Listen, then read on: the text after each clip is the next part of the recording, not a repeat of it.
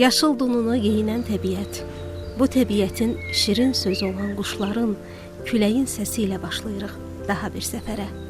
Aprel-may ayları Muxtar Respublikamız elə bir əsrarəngiz görkəm alır ki, insan seyr etməyə, izləməyə doymur. Sanki rəssam fırçası ilə boyanan düzənliklər, dağlar, təbiət ananın bu yurda olan sonsuz səxavətindən soraq verir. Bu gözəlliklərin yoldaşına dönüb biz də üz tuturuq Çənnəb kəndinə. Dağlar gözəli Çənnəb. Bu kəndə cənnət desək, heç də yanılmarıq. Çənnəb qalasının əzəməti, dağların məğrurluğu, təbiətin rəngarəngliyi bu kəndi cənnət adlandırmağımıza səbəb olan əsas amillərdir.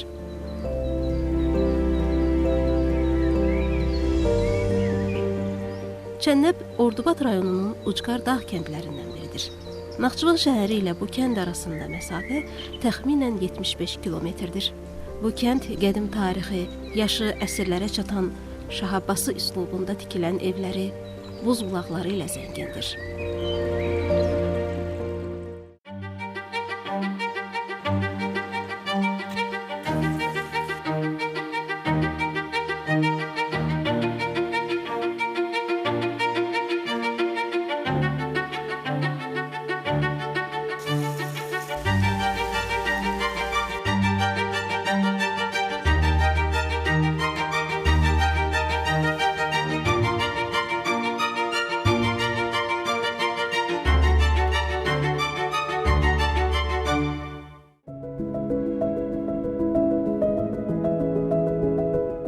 Kəndin girişində sizi ilk olaraq məktəb binası qarşılayır. Çənnəb kənd tamorta məktəbi 2013-cü ildə yenidən tikilərək kənd sakinlərinin istifadəsinə verilib.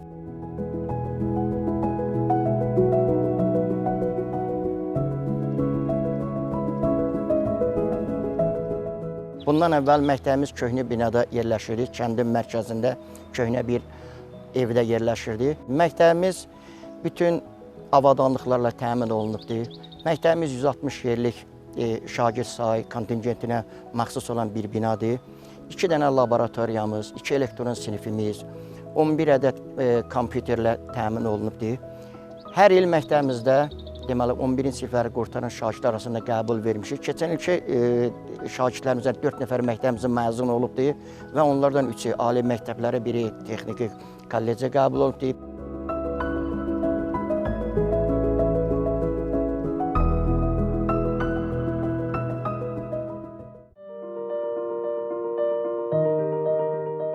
Yaşıllıqlar arasında boy göstərən Çənnəb kəndinin özünə məxsus gözəlliklərindən biri burada tarixin izlərini yaşadan evlərdir.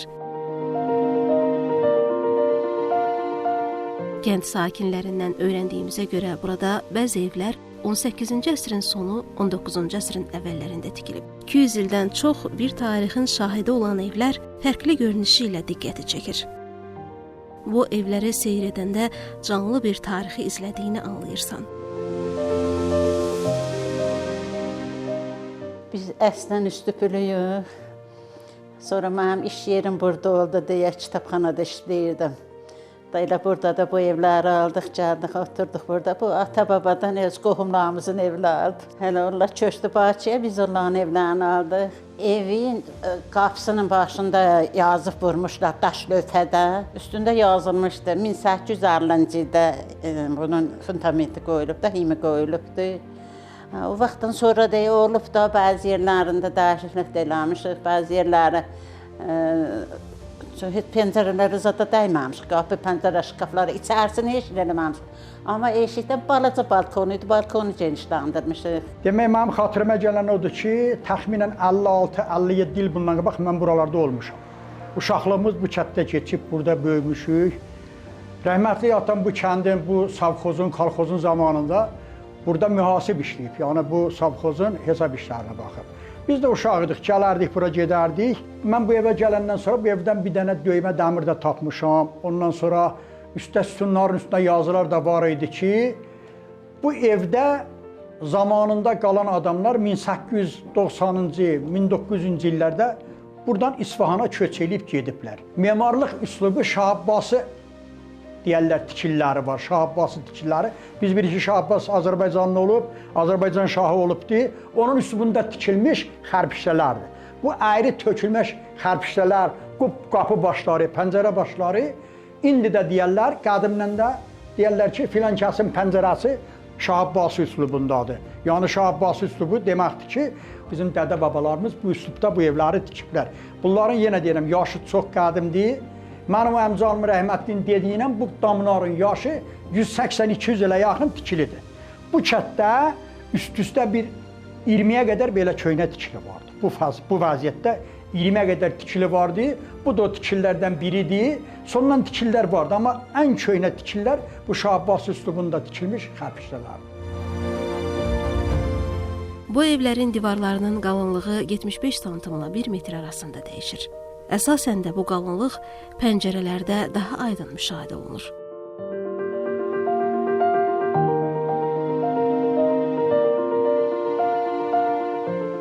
Tikililərin ən böyük gözəlliyi isə bax bu taxçalardır. Demək olar ki, evlər hər tərəfdən taxçalarla əhatələnib. Bu üslubda kənddə 20-yə yaxın ev var.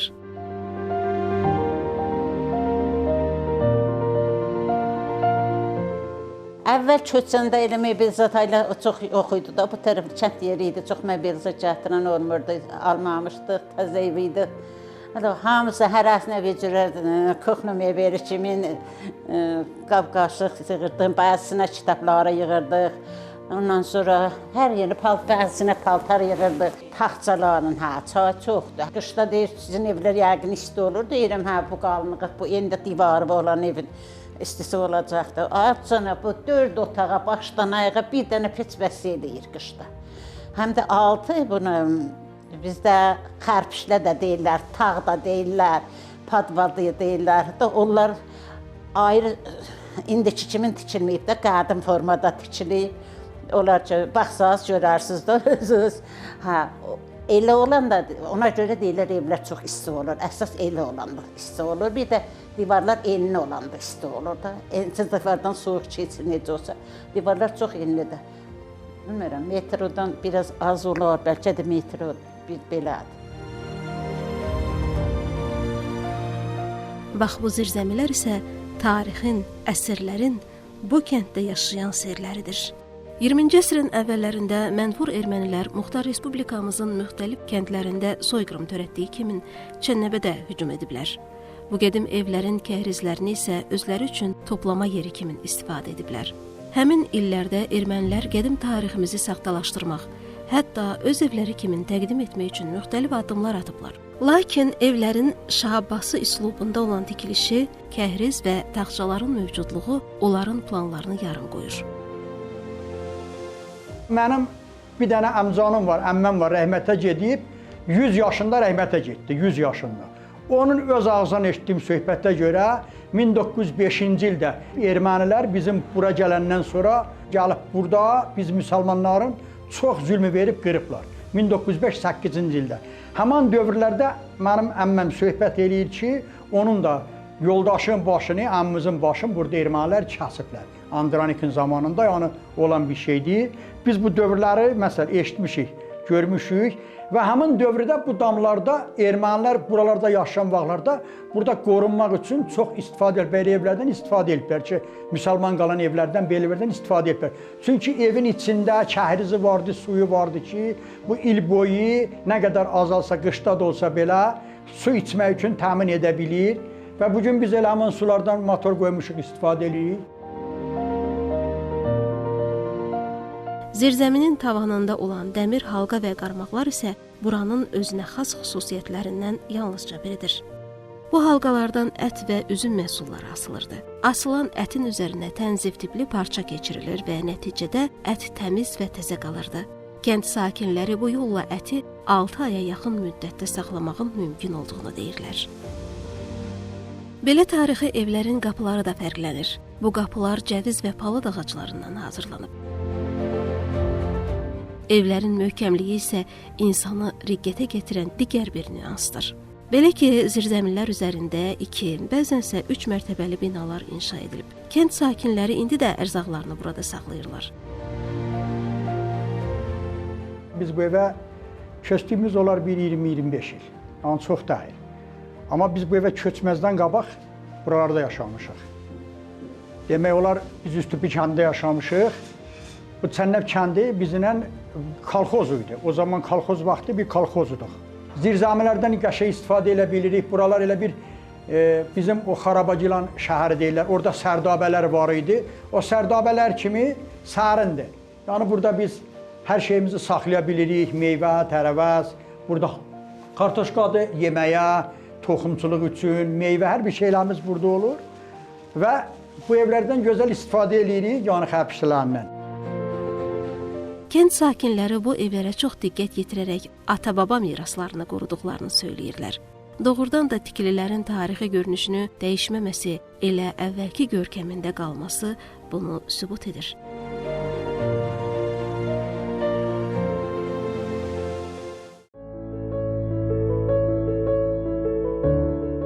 Qədim tikililərlə tanış olduqdan sonra küçələr, cığırlar boyu irəlilədik. Qapısına döydüyümüz hər evdə eyni səmimiyyəti görmək isə Çənnəblilərin qonaqpərvərliyini bir daha sübut edir. Burada kənd sakinlərinin əsas məşğuliyyəti əkinçilik və arıçılıqdır. Çənnəblilər əsasən lobya və kələm əkini ilə məşğul olurlar. Bazarlarda Çənnəb məhsulları adı ilə tanınır. İlin bu vaxtlarında Çənnəblilər kələm, lobya əkini üçün yer hazırlayır. Əbəs yerə deməyiblər ki, ləziz yeməklər dadmaq istəyirsənsə, Ordubad lobyası bişir. Bax, bu məhsul kəndin ən dadlı təamlarından biridir. Yay aylarında bura üz tutsanız, bütün yollarda, həyətlərdə sizi ilk lobya sahələri qarşılayacaq. Çənnəb kəndinin çox gözəl bir təbiəti var. O qədər təmiz suyu, təmiz havası var ki, həqiqi mənada insan səhər-səhər yuxudan qalxanda elə bir cənnət bağındadır. Çənnəbin təkcə ab-havası suyu deyil, həm də torpağı çox bərəkətli bir torpaqdır. Çənnəb kəndində malqara saxlayan, tərəvəzçiliklə məşğul olan, limonçuluqla məşğul olan, cürə-bəzürə, arıçılıqla, cürə-bəzürə sahələrdə hər cürə məhsullarımız inkişaf edir, yetişir. Bu kəndin o qədər dadlı lobyası olur ki, bizim lobyamız bazarda 10 manata satılır, quru lobya. Digər rayonların lobyası 3-4 manat arası. Bu qiymətli olduğu zaman da bizim lobyamız 10 manata bazarda öz müştərisini tapır. Kələmimizin həqiqi mənada öz dadına, öz ləzzətinə görə bütün Naxçıvan Muxtar Respublikasında böyük bir adı sanı vardır. Öz ləzzəti ilə öz yerini tutmuşdur. Naxçıvan bazarında bizim bütün məhsulumuz payızda, dekabr ayının sonuna qədər kələmimiz satılır, çox gözəl də satılır. Təkcə kələm deyil, həm də pomidor, həm də kartoşkamız, bütün məhsullarımız məşhurdur. Bunun hamısı suyla, torpaqla əlaqədardır və bir də havasına. Yəni Çənnəbdən nə qədər danışsaq azdır. Burada heyva, burada armud, burada cürə-bəzürə cəviz, yəni qoz çeşidləri, fındıq, olmayan zoğal, olmayan bitkimiz yoxdur. Yəni bu kəndin özünə görə adı var, özünə görə öz bazarda yeri var. Bunların hamısını bu kəndin torpağı su yetişdirir. Yəqin ki, hər biriniz Naxçıvan bazarlarında Çənnəb, Üstüpü kələminin adını eşidibsiz. Kələm bu kəndin ən çox bazara çıxarılan və əkilən məhsuludur. Kənddən yuxarıda yerləşən obalarda hər il kələm əkilir və Muxtar Respublika bazarlarına çıxarılır. Kələm bu dəqiqə burada ştil kərdimiz hazırdır. Bunların inkişaf dövrü yetişir. Bir 10 gündən sonra bu dəqiqə yerlərini hazırlayırıq. Bu ştilləri bir 10 gün sonra biz vuracağıq zəmiyə. Zəmidə ştillərin hər birinin arasında 40-50 sm məsafəmiz olar. Bu ştillər bir həftə müddətində əkildikdən sonra az miqdarda bunlara diblərini doldurmaq deyirik, torpaq veririk dibinə ki, inkişaf mərhələsi başlasın. Bu həftədə bir də suyun verib, mineral kübrələrin veririk, mineral kübrələrin. Yetişmə vaxtı haradasa bir 5 ay çəkir, 5 ay. May ayında ştili yerə vururuq, sentyabrın axırı məhsulumuz hazırdır.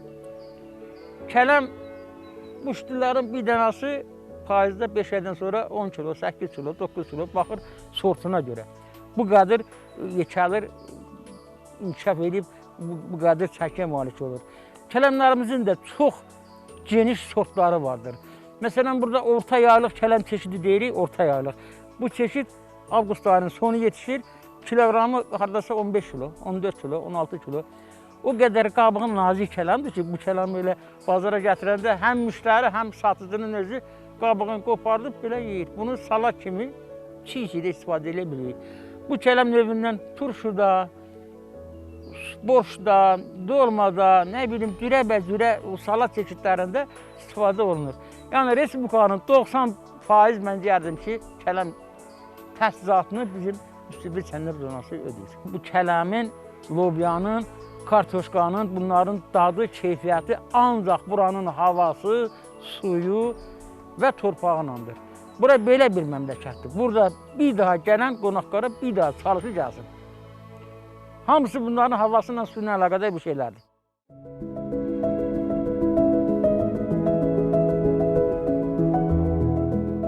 Yolunuz Ordubaddan, hələ də Çənnəbdən düşsə, limon ağacları ilə tez-tez rastlaşacaqsınız. Hər evdə, hər həyətdə əkilən limon ağacları həm bu kəndə fərqli gözəlliklər qatır, həm də ətri ilə ətrafı öz ağuşuna alır.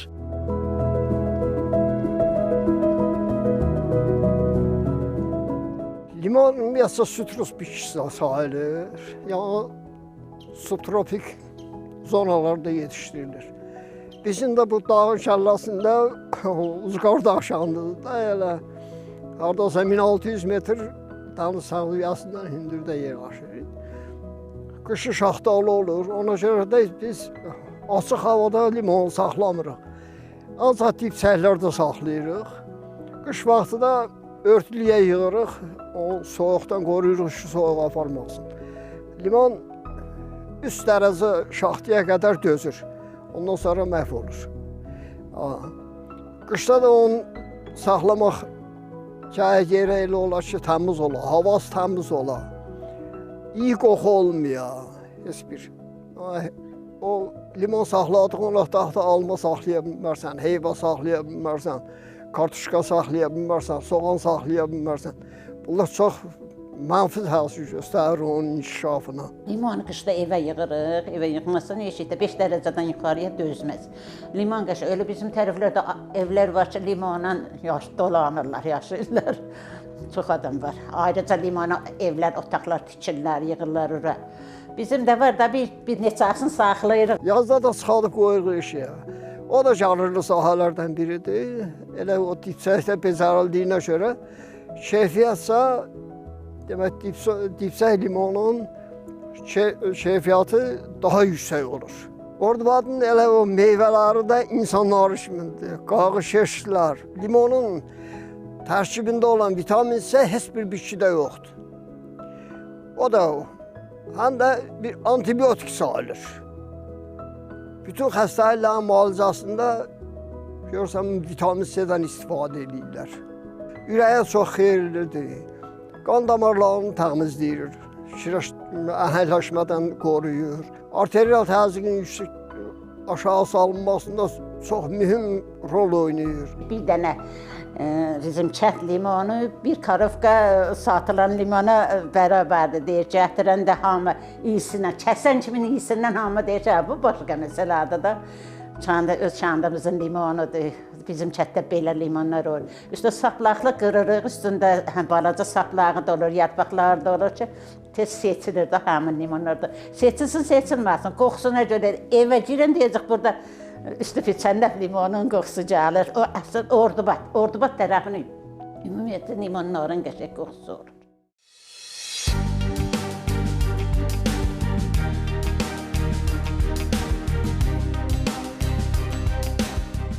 Çənnəbdə arıçılıq da əsas gəlir sahələrindən biridir. Al-əlvan güllərlə əhatələnən kənd arıçılıq üçün çox əlverişlidir.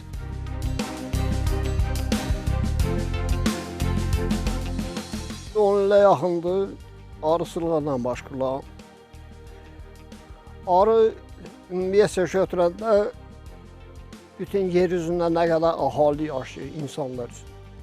Çox önəm daşıyır, çox özünə görə yeri var. Alimlər heç də ona belə havayı deməmişlər ki, arı həyatdan məhv olsa, bir neçə il müddətinə ümumiyyətlə həyat olmayacaq. Arı əsasən meyvələrin tozlanmasında çox mühüm rol oynayır. Arı olmasa demək olar ki, meyvə olmaz. Həm balı, həm də onun məhsulları, baramandır, polendir. Bunların çox əhəmiyyəti vardır. Həm müalicə və əhəmiyyəti vardır. Baramın, misal üçün, ağciyər yollarında iltihabı aradan qaldırır. Mədə bağırsaqlarda olan mikrobları məhv eləyir. Balın özün çox qiymətli məhsuldur. 20 dənə arı ailəm var. Keçən il 70 kiloqrama yaxın bal götürdüm. Yəni, söhbət təmiz baldan gedir də. Həm özümüz istifadə edirik, həm də köydə Allahdan da qorxasan. Allah qorxusu var, ona görə də çox elə məhsuldarlığa şiradır, pesoqdur.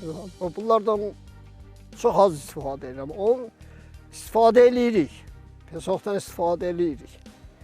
Demək, onun kitabında da yazır ki, arı bal gətirən günə qədər hər bir pətək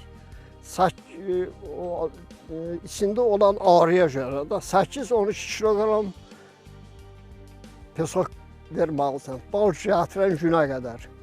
Elə ki, gördün, bal gəlir, pesoğu kəsirsən. Ümumiyyətlə, götürəndə arıçılıq təsərrüfatının gəlirli sahələrindən biridir.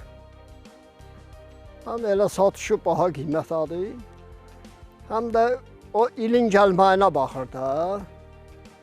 İlin gəlməyinə baxır. Elə olur ki, bir pətəkdən 2 kilo, 1 kilo bal götürmək olmur. Elə də olar ki, bir pətəkdən 15 kilo, 20 kilo bal götürmək olur.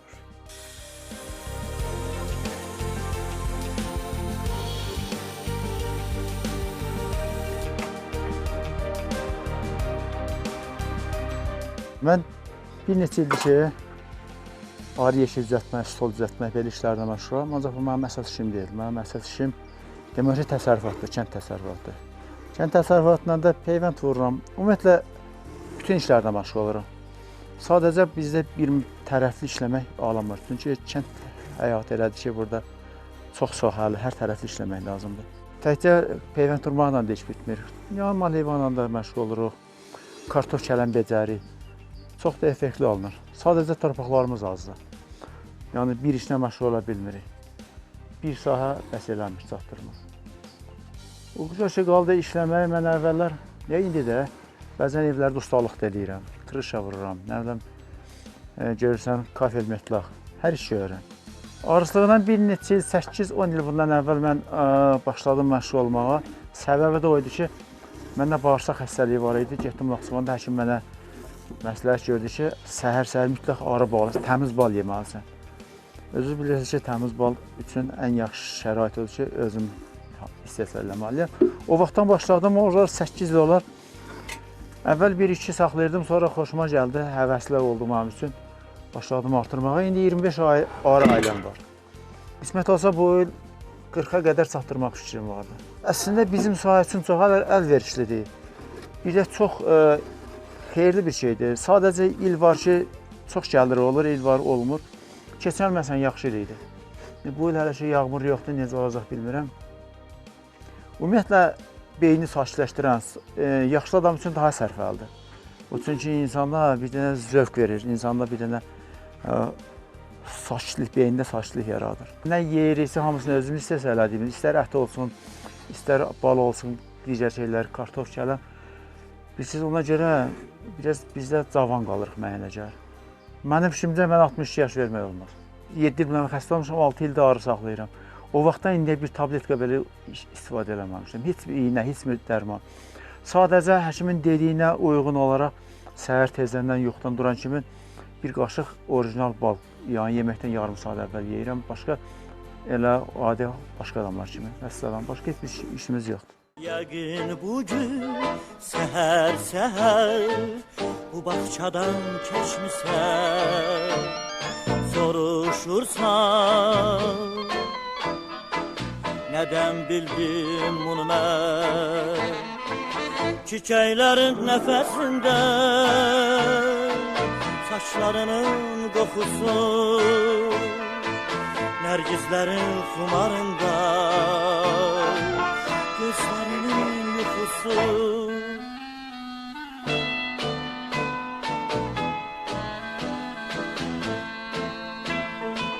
Kuşların nəğməsində səsinin ahəngi var. Kənd sakinləri qeyd edir ki, kəndin torpağının bərəkətli olmasının səbəbi bol sulu olmasıdır. Doğrudan da Çənnəb su ilə əhatələnən bir kənddir. Kəndin hansı hissəsinə göz gəzdirsəniz, bumbuz bulaqlarla, gür axan çaylarla rastlaşarsınız. Həm də bu bulaqlardan bir neçəsi öz faydalılığına görə böyük ad qazanıb. Bunlardan biri Bədərək bulağıdır. Bulağın kimyəvi tərkibi çox zəngindir. Zob xəstəliyinə qarşı isə olduqca təsirlidir. Evimiz Bədərəyin üstündə olur. Çox gözəl sudur. Deyilişlərə görə 7 bacının bir qardaşı olur.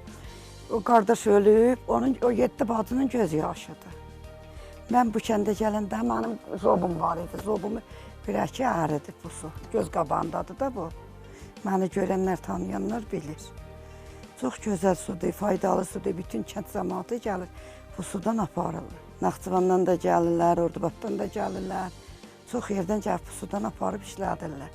Bədərək də gözəl sudur. O böyrək daşı üçün çox müalicəvi, əhəmiyyətli bir sudur. O suyu davamlı içənlərin heç birində böyrək daşı olmaz. İnanın ki, böyrək daşı olanlar o sudan daşıyıb evlərində çaydı sudan qoyur, o sudan içib istifadə edirlər və o daş öz-özünə ayrıyıb verir. Yəni ki, o su müalicə edir. Kənddə hər addımbaşı səni körpü qarşılayır. Çənnəblilərlə söhbətimiz zamanı öyrənirik ki, burada müxtəlif ölçülərdə 10 körpü var. Körpülərdən bir neçəsi isə kənd sakinləri tərəfindən inşa edilib. Çənnəblilərin asma körpü adlandırdığı bu körpü isə maraqlı quruluşu ilə diqqəti cəlb edir. 70 yaşım var. 50 ildir bu məhəllədə yaşayıram. Əsas dülgərlik ilə məşğul olmuşam. Memarlıqla məşğul olmuşam. Bir neçə körpülərim var. Çoxlu dəzgahlar düzəltmişəm. Asma körpü Respublikada yeganə salmışam. Riyaziyyatçı olmuşam məktəbdə. Ona görə də bütün əmsalları dəqiq bilirəm. Və hər bir naqilin, məftilin ağırlıq qüvvəsini əvvəlcədən bilirəm. Və onun məsafəsinə görə əyilmə qüvvələrini də bilirəm. Və o qüvvələrə görə mən hesablayıram ki, hansı məsafədə nə qədər yük, nə qədər o naqil üçün ehtiyac ola bilər. Ona görə də onları ona əsasən hesablayıram. Və körpünün də qolları 10-12 metr yer səviyyəsindən dərinlikdədir. Orada dərinlikdə də böyük betonlar salınır. Betonlara qarmaqlar yerləşdirilib. O qarmaqlarla o körpünün trosları bərkidilibdir. Ona görə də onlar ağır tonnajlı maşinlərə belə davamlıdır. Körpünü tikmək üçün Qasımov Ramazanın vəsaiti ilə mən tikmişəm. Amma bütün hər bir instruksiyası, sertiyozları, layihəsi özümdəndir. Yüksəklikdən baxanda Çənnəb dağlar arasında meşə təsiri bağışlayır. 100-ə yaxın ev, evləri əhatələyən yaşıllıq, yaşıllıqları isə mühafizə edən dağlar. Əlbəttə ki, bu qədər zənginliklərin olduğu kəndin qonağı da çox olar. Xüsusən ekoturizmlə maraqlananlar üçün kənd ən yaxşı seçimdir.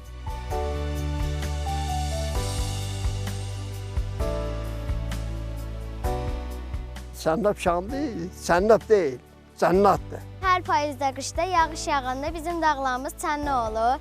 Bizim kəndimiz qədimdən qalmadır. Mən kəndimi sevirəm, doğma kəndim belə doğma kəndim qəşəkdir.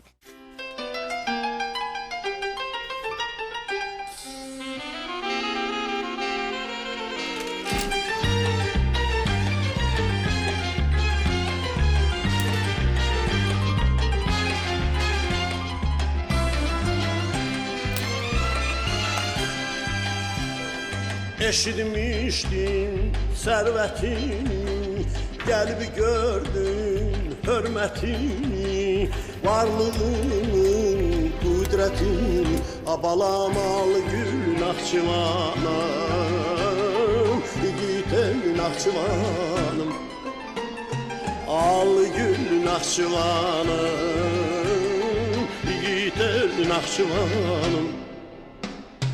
Gözəl barlı bağların var, uca yaşıl dağların var, azaq xoş bağçaların var, abalamalı gül Naxçıvan. Xəmirinə 2 dənə yumurta vururam, biraz süd tökürəm, biraz droş sarım içinə. Ondan sonra qatıq vururam, 1-2 çömçə kimi, xırda balaca çömçə ilə. Qatıq vururam, qəşi xəmirimi yoğururam. Üstünü örtürəm, qoyuram xəmirim gəlib, qəşicini belə hazırlayıram, yumuruq. İçimdə həmişə evdə pastayanı hazır olur. İçində qəşicini qoyuram, hazırlayıram, vururam təndirə. Soğanı qızardıram, qəşicini, cavızını çəkirəm, duzun, istotun, sarçökün, çiçəyin, belə vurub qəşicini hazırlayıram. İndi yeyib dadını baxıb deyərsiniz. Arxasında belə çoxdum su vurur. Mən onu vururam ki, özü belə atıb, yəni tez götürürəm də qalmır, təndirdə dalı qalmır. Hə, indi qoxusu yayılacaqdı məhliyə. Var olasan, od elinə yar olasan, ətirli gülzar olasan, abalamalı gül Naxçıvanım, yiğitem Naxçıvanım.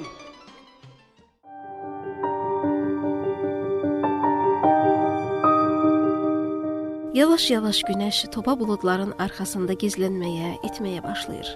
Bizim isə Çənnəbdə olan səfərimiz başa çatır. Ağlımıza yazılan ən gözəl Çənnəb xatirəsi isə təbəssüm dolu çöhrələri ilə qəlbimizi isidən, bizi doğma bilən Çənnəblilərdir.